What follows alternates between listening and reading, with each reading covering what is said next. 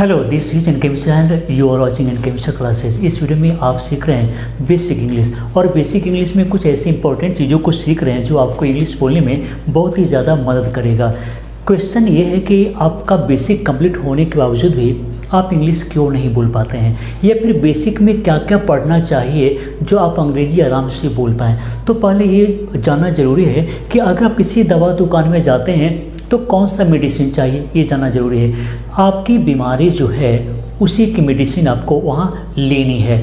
ऐसे मेडिसिन तो वहाँ पर बहुत रखा हुआ है।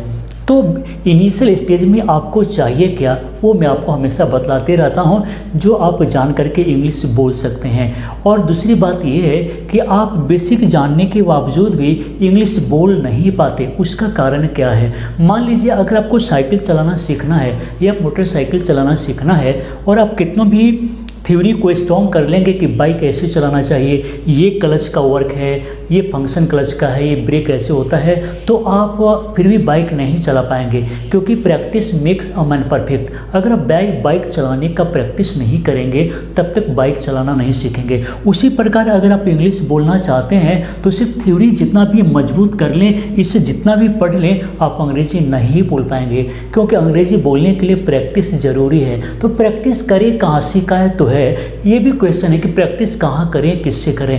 एक बात याद रखें कि जो भी आपके इंटरेस्टेड पीपल फ्रेंड्स हैं जो वो अंग्रेजी बोलना चाहते हैं, सीखना चाहते हैं, तो ऐसे का सर्किल बना करके आप छोटे छोटे टॉपिक पर बात किया कीजिए, कन्वर्सेशन कीजिए, और देखिए आप आराम से इंग्लिश बोल सकते हैं। कोई बड़ी बात नहीं है। जिस प्रकार हिंदी के लिए कोई हिंदी बोलने के लिए आपको कोई स्पोकन कोर्स नहीं करना पड़ा, इंग्लिश भी एक सर्किल में रहकर आप आराम से सीख सकते हैं। तो हम जो भी बतलाते हैं इसे ध्यान से सीखिए, पढ़िए, और इस पर प्रैक्टिस भी कीजिए, क्योंकि हमारी जो सिलेक्शन है वो सिर्फ स्पोकन के लिए है।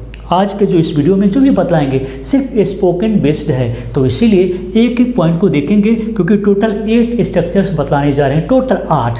तो ज़रूरी है कि आप सभी को देखें, और इस वीडियो के अंत में आपसे हम क्वेश्चन भी करके जान लेंगे कि आपने सही से देखा, समझा या नहीं। तो चलिए शुरू करते हैं, एक एक करके समझते हैं और सीखने का प्रयास करते हैं। तो यहाँ पर जो सबसे पहला स्ट्रक्चर है वो है वाइल प्लस V4। तो इसका यूज कब करेंगे, जब आप दो काम को एक साथ करना है। जैसे मैं जब बाजार जा रहा था तो तुम्हारे भाई को देखा, या फिर मैं बिछावन पर लेटे हुए टीवी देख रहा था, वह गाना गाते हुए खाना खा रहा था। हमारे इस प्रकार कुछ भी दो एक्शन अगर एक साथ आप कर रहे हैं या फिर कोई कर रहा है, तो दो कामों को आप कैसे बोलेंगे, दो एक्शन को आप किस प्रकार एक्सप्रेस करेंगे, इसे देख लेते हैं। तो इसमें आपको प्रेजेंट पार्टिसिपल का यूज करना है। प्रेजेंट पार्टिसिपल का मतलब है कि जब एक्शन हो रहा हो, जब एक्टिविटीज चल रहा हो, तो उसमें हम प्रेजेंट पार्टिसिपल का यूज करेंगे। तो यानी कि अगर हिंदी में देखें तो इसका मीनिंग होगा करते हुए।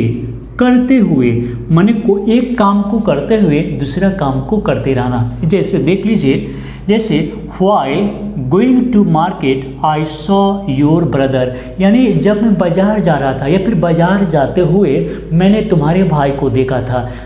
बाजार जाते हुए दो काम हुआ, एक तो मैं बाजार जा रहा था, उसी समय तुम्हारे भाई को देखा था, तो इस प्रकार होगा। दूसरा है lying on bed I watch watching TV, मतलब ये हुआ कि बिछावन पर लेटे हुए, जब हम बिछावन पर लेटे हुए थे हम टीवी देख रहे थे। दो काम एक साथ हो रहा है, एक तो व्यक्ति बिछावन पर लेटा हुआ है और दूसरा वो टीवी भी देख रहा है। तो जब ये दो काम आप एक साथ कर रहे होते हैं तो इस कंडीशन में आप वाइल प्लस वर्ब का चौथा रूप यूज करेंगे।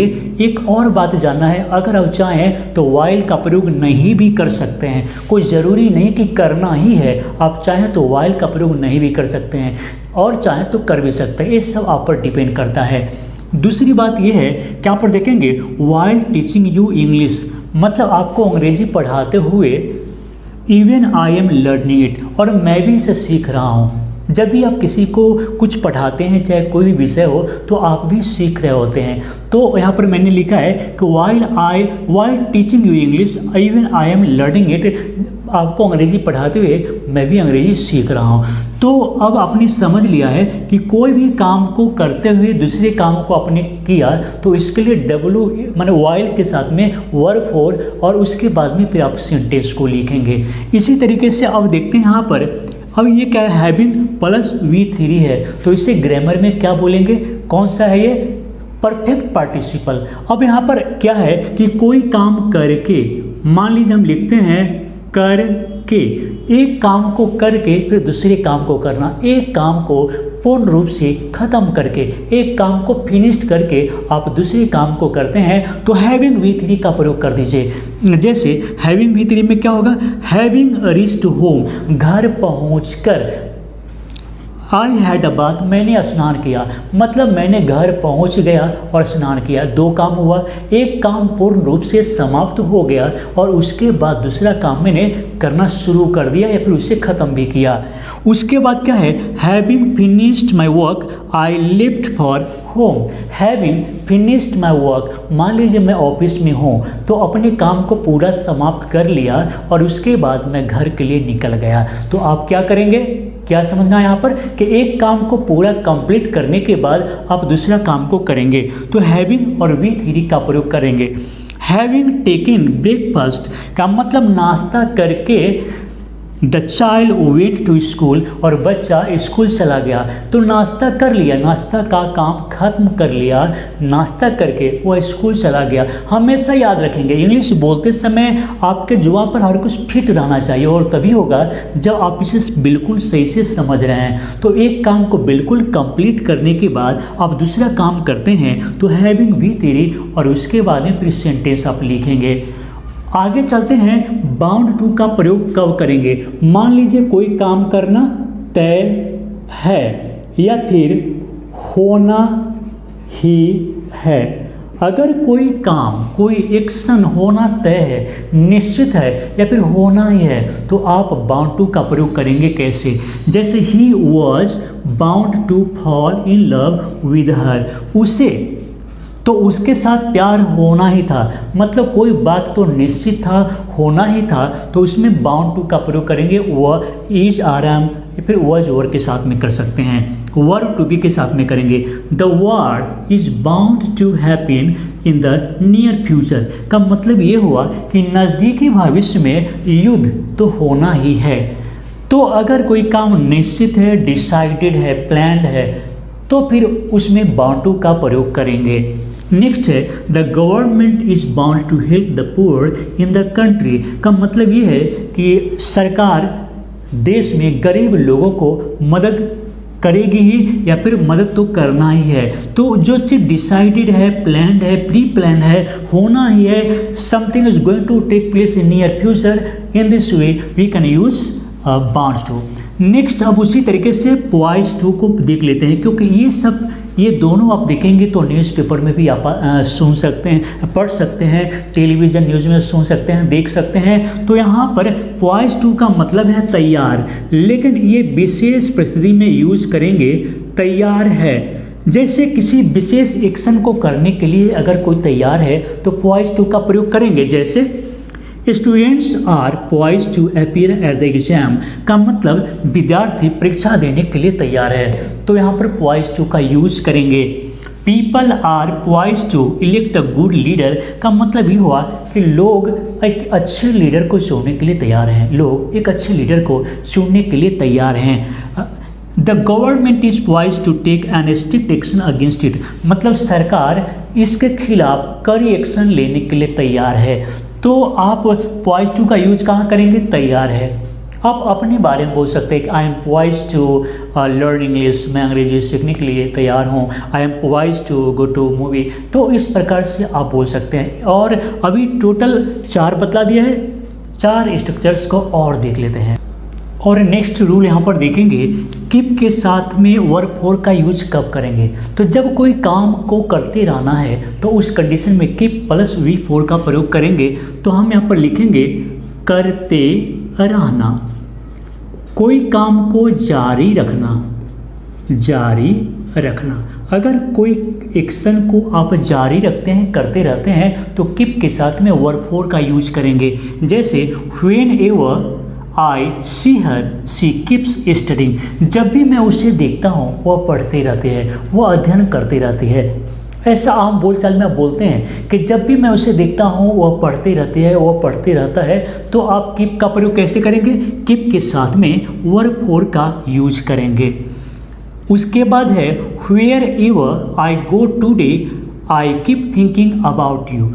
आज मैं जहाँ कहीं भी जाता हूँ तुम्हारे बारे में सोचते रहता हूँ। मतलब सोचते रहना, खेलते रहना, पढ़ते रहना, सोते रहना, किसी काम को करते रहना, कीप के साथ में वर्ब फोर का प्रयोग करेंगे। उसी प्रकार हम देखते हैं व्हेन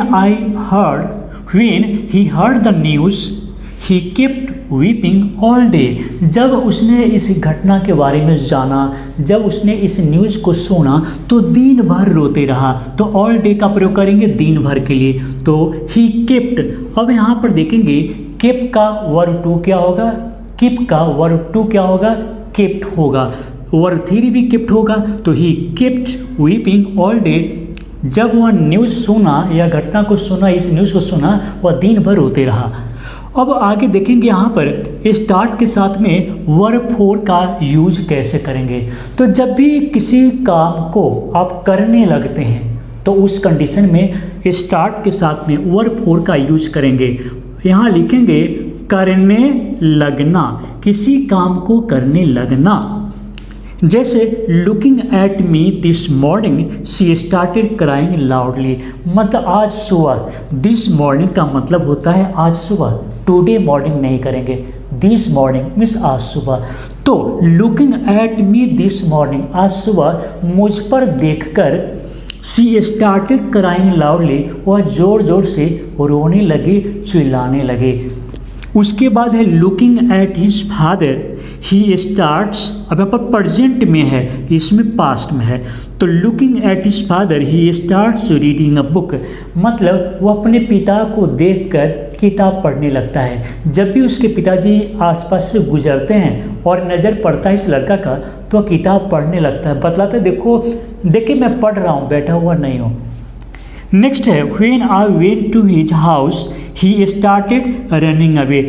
जब मैं उसके घर गया वह भागने लगा। मतलब भागने का काम शुरू किया। स्टार्टेड रनिंग अवे, स्टार्ट के बाद में वर्ब फोर करेंगे, किसी काम को करने लगना। उसके बाद उसी तरह बिगिन टू का यूज करेंगे। बिगिन टू, आप स्टार्ट के जगह पर बिगिन टू का प्रयोग कर सकते हैं स्टार्ट के जगह पे, या बिगिन टू के जगह पे स्टार्ट का प्रयोग कर सकते हैं। अंतर क्या है? जब स्टार्ट का प्रयोग करेंगे तो वर्ब फोर का यूज करना होगा और बिगिन टू में वी वन का प्रयोग करेंगे, इसमें इन्फिनिटिव होगा। तो व्हेन, लेकिन इसका मीनिंग क्या होगा? इसका मीनिंग भी होगा करने लगना, किसी काम को करने लगना, स्टार्ट कर देना। When the child looked at me he began to smile. ये कितना बच्चा है और उसने जब मुझ पर देखा तो फिर मुस्कुराने लगा। The government began to help the poor in the state. राज्य में सरकार गरीब लोगों को मदद करने लगे।